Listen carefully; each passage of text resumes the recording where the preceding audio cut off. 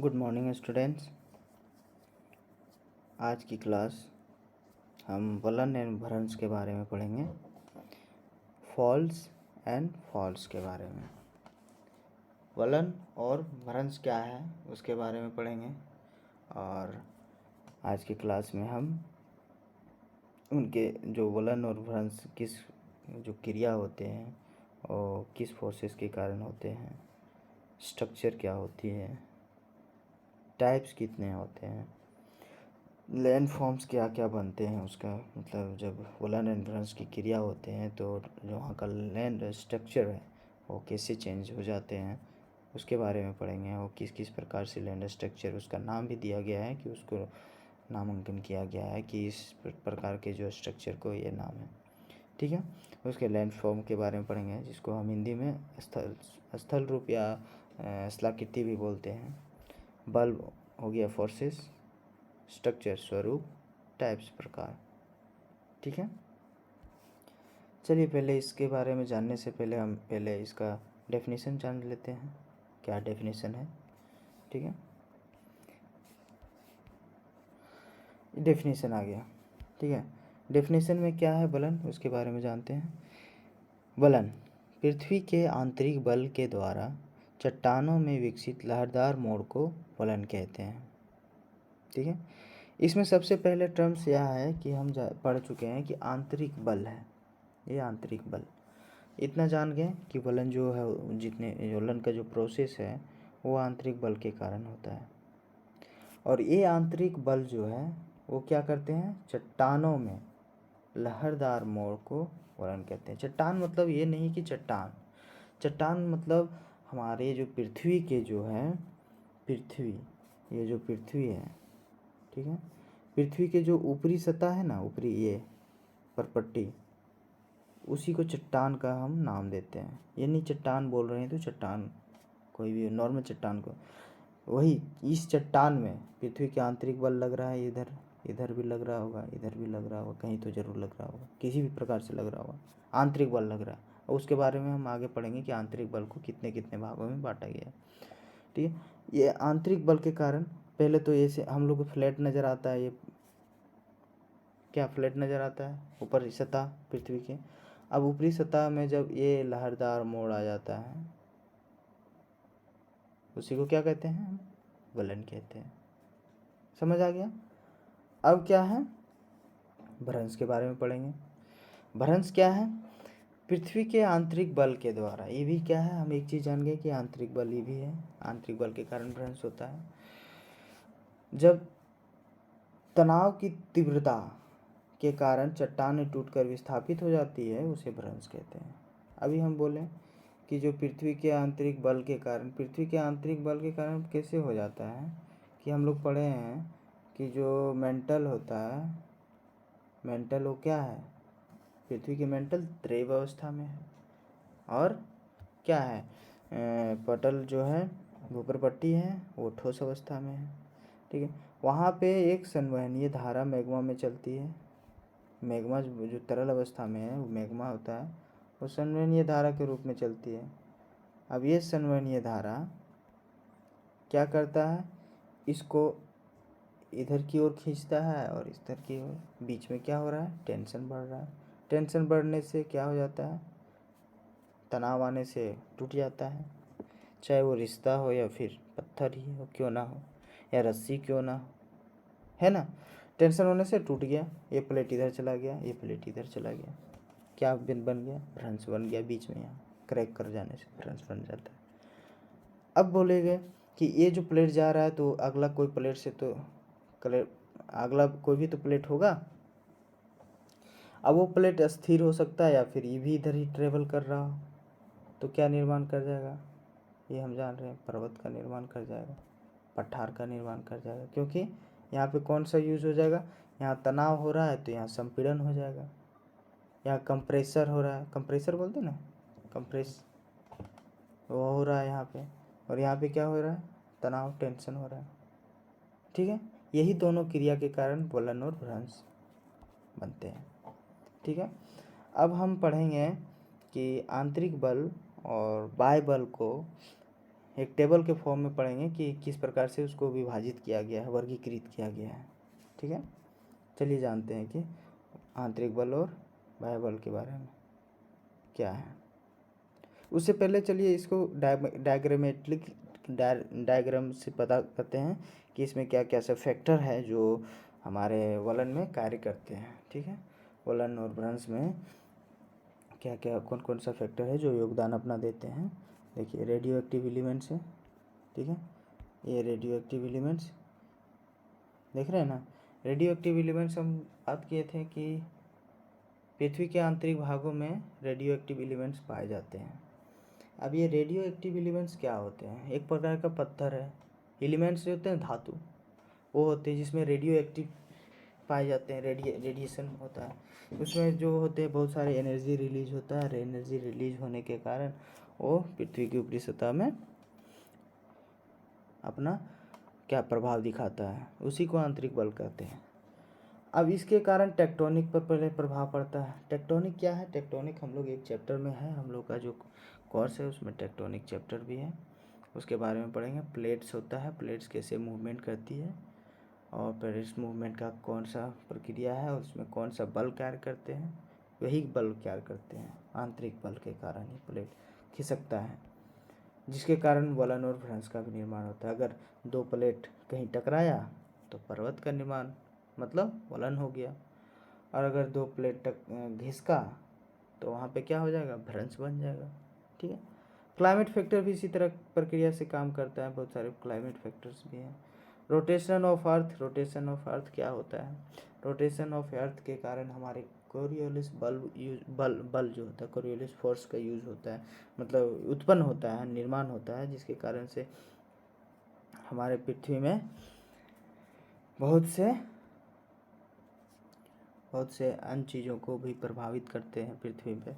जैसे हो गया आपकी हवा, पवन वेग, पवन का दिशा चेंज करता है, और नीचे में ऊपर में तो क्लॉकवाइज और नीचे एंटी क्लॉकवाइज, वो आगे पढ़ेंगे हम लोग। यहाँ पे दिखाया गया है कि देखो, ये क्लॉकवाइज घूरता है, यहाँ पे एंटी क्लॉकवाइज घूरता है साउथ पोल में, साउथर्न हेमिस्फीयर में। ठीक है, अब आगे पढ़ेंगे आइसोटेसी के बारे में। आइसोटेसी होता है भू संतुलन। हम लोग बचपन में पढ़े होंगे या तो कहीं से पढ़े होंगे कि जो बर्फ़ होता है और पानी, अगर बर्फ़ को पानी में डाल दिया जाता है तो बर्फ़ का जो होता है अधिकांश भाग डूबा होता है, बस थोड़ा सा भाग ही बाहर निकला हुआ रहता है, वो तैरता हुआ नज़र आता है। ठीक है, वही चीज़ होता है कि हम ये टर्म यूज़ होता है हमारे पृथ्वी में भी। बोलेगा ये सब क्यों? क्योंकि हमारा मेंटल क्या है, देखो मेंटल यहाँ पे मैग्मा है। ठीक है, ये मैग्मा है, ऊपर में है ये ठोस है, ये तरल है, ये ठोस है। अब बताओ, ये प्रकार से पानी है, ऊपर में क्या है? बर्फ़ है, तो ये यूज होगा कि नहीं? तो बहुत सारे जगह पे यहाँ पे क्या है, ऊपर पट्टी में पहाड़ है बहुत ऊंचा, फिर पर्वत है, फिर पठार है ना। पर्वत, पठार, मैदान है, तो जो जितना ऊंचा रहेगा उसका वजन भी ज़्यादा होगा, इस प्रकार से तरल में ज़्यादा डूबा होगा। इस टाइप में पढ़ेंगे हम कहाँ? आइसोटेसी में। इसका भी आपके पास एक चैप्टर है, उसके बारे में पढ़ेंगे।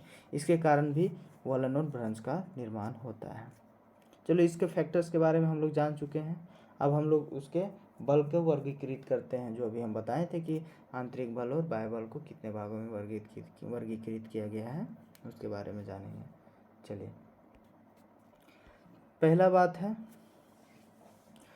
पहला चीज़ क्या है कि अंतर्जात शक्तियाँ।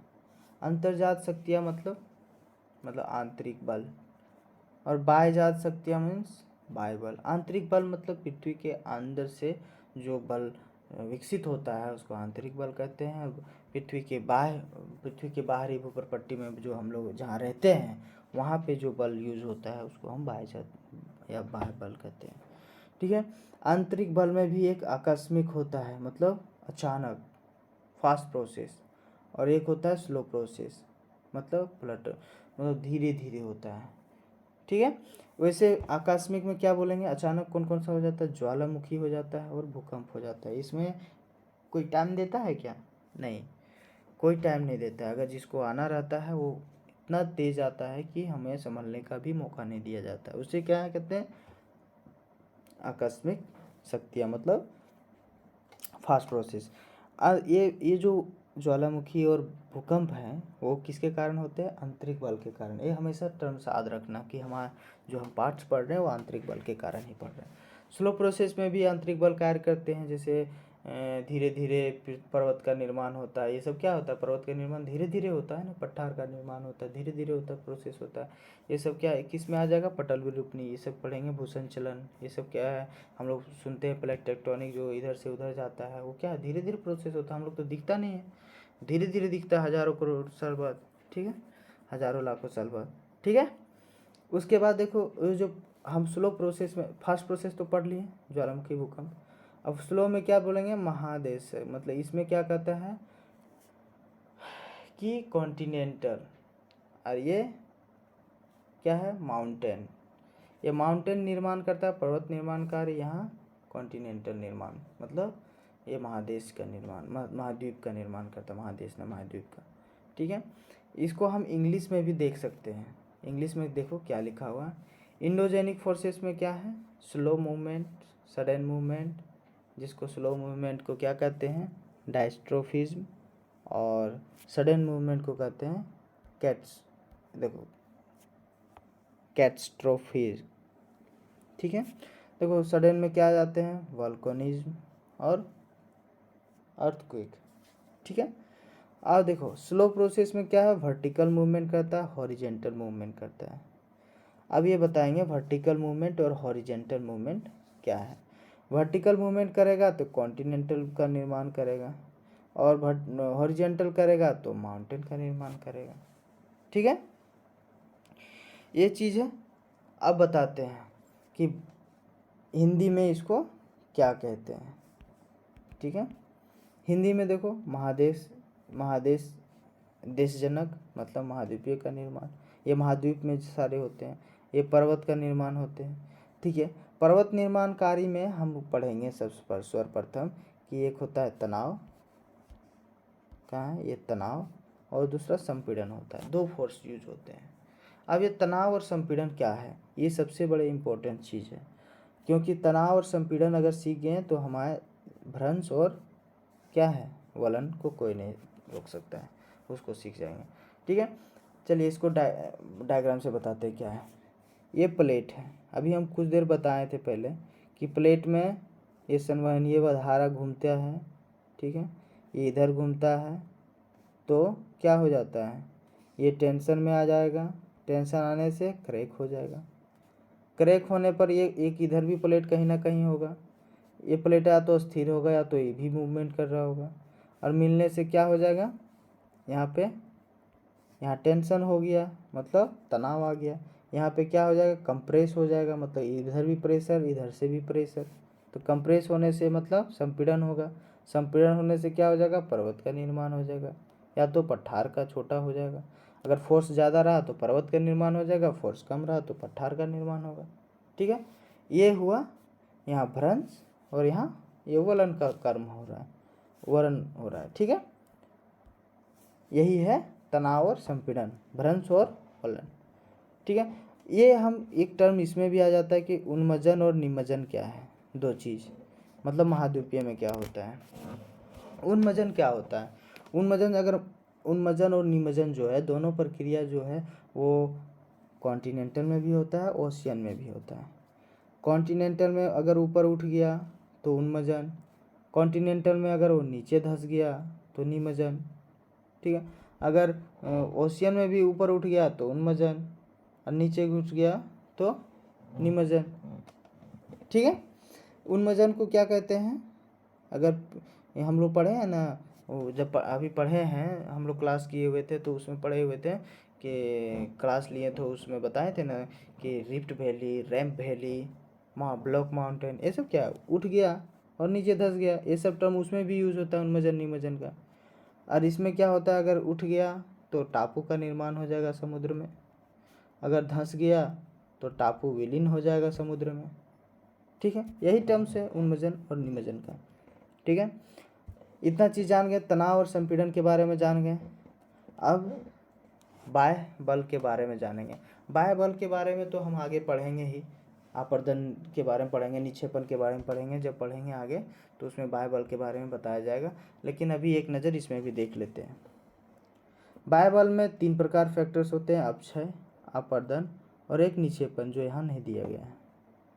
अपक्षय में होता है वेदरिंग, जिसको इंग्लिश से कहते हैं। अब वेदरिंग क्या है कि चट्टानें जब हवा, पानी और तापमान, मतलब सूर्य की रोशनी, ये सब झेल के उसमें जो अंदर में जो केमिकल प्रॉपर्टीज़ होते हैं, बायोलॉजिकल प्रॉपर्टीज़ होते हैं, वो चेंजेज आते हैं, और उसी को हम क्या कहते हैं, वेदरिंग कहते हैं। ठीक है, तो वेदरिंग 3 प्रकार का होता है। पहला होता है बायोलॉजिकल वेदरिंग, केमिकल वेदरिंग, और एक होता है फिजिकल। तो इसके बारे में आगे हम पढ़ेंगे डिटेल से, इतने जानो। आपर्दन क्या है? आपर्दन में हम लोग पढ़े हैं कि पृथ्वी की ऊपरी सतह में जितने भी बल लगते हैं उसको बाह्यजात बल बोलते हैं, इतना तो जानते हैं। लेकिन पृथ्वी की सतह पर बाह्य बल किस किस प्रकार से लगते हैं, किसके द्वारा लगते हैं? जल के द्वारा नदी, हवा के द्वारा आंधी तूफान, हिमानी के द्वारा ग्लेशियर जब खिसकता है। तो ये सब फैक्टर से जब एक जगह का कोई भी पदार्थ को उठा के किसी दूसरी जगह पदार्थ को ले जाता है तो उसे हम क्या कहते हैं? जहाँ से उठाया उसको हम आपर्दन कहेंगे, और जहाँ पे वो उसको लेके गया और जहाँ पे डाल दिया उसको हम क्या कहेंगे? निक्षेपण कहेंगे। ठीक है, यहाँ निक्षेपण लिखा हुआ नहीं है। ठीक है, अपर्दन और निक्षेपण समझ गया ना? अपर्दन निक्षेपण। अपर्दन क्यों? क्योंकि जहाँ से उठाया वहाँ का भी स्थल का स्वरूप बदलेगा, और जहाँ पे डाला वहाँ का भी स्थल स्वरूप को बदलेगा। ठीक है, किसके कारण होता है? देखो, प्रवाहित जल के कारण, हिमानी के कारण, पवन के कारण, लहरें के कारण और भूमिगत जल के कारण होता है। ठीक है, चलिए आगे हम डायग्रामेटिकली एक जान लेते हैं कि इंडोजेनिक फोर्सेस और एक्सोजेनिक फोर्सेस क्या होते हैं। जल्दी से इतना तो बता दिए, लेकिन डायग्राम से भी थोड़ा सा सीख लो। ठीक है, ये देखो इंडोजेनिक फोर्सेस और एक्सोजेनिक फोर्सेस। इंडोजेनिक फोर्सेस में हम लोग जानते हैं कि इनसाइड द अर्थ होता है, इनसाइड पृथ्वी के आंतरिक बल के कारण होता है। और एक्सोजेनिक फोर्सेस होता है जो एक्शन होता है अर्थ सरफेस में, वो जितने भी चीज़ होते हैं फिजिकल प्रॉपर्टीज़ होते हैं उसके कारण। इंडोजेनिक फोर्सेस को भी 2 में बांट दिए थे हम लोग, स्लो और सडन। स्लो और सडन में बांटे थे। सडन में हम लोग पढ़े थे, स्लो फोर्सेस में पढ़े थे कि धीरे धीरे कोई भी प्लेट का कार्य होता है और पर्वत का निर्माण करता है या फिर कॉन्टिनेंट का निर्माण करता है। ये सारे चाहे क्या है? स्लो प्रोसेस है, माउंटेन बिल्डिंग। और फास्ट प्रोसेस में बालकनी, और हम लोग क्या पढ़े थे? भूकंप के बारे में। ये क्या है? एकदम फास्ट है, जिसको हमें टाइम नहीं देता है।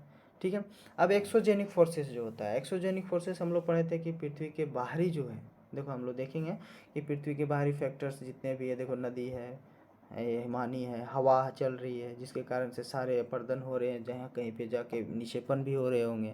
ये देखो नीचे तल में आके निक्षेपण होगा, वहाँ का भी स्थल स्वरूप। ये जितने भी फोर्सेस यूज हो रहा है वो एक्सोजेनिक फोर्सेस है। ठीक है, इतना ही आज की क्लास में है इंडोजेनिक फोर्सेस और एक्सोजेनिक फोर्सेस के बारे में। आगे हम जो क्लास लेंगे उसमें हम पढ़ेंगे, अगला लेक्चर होगा उसमें है, आज तो फोर्सेस के बारे में पढ़ लिए, आगे हम पढ़ेंगे स्ट्रक्चर के बारे में, टाइप्स के बारे में और लैंड फॉर्म्स के बारे में। आज के लिए इतना ही।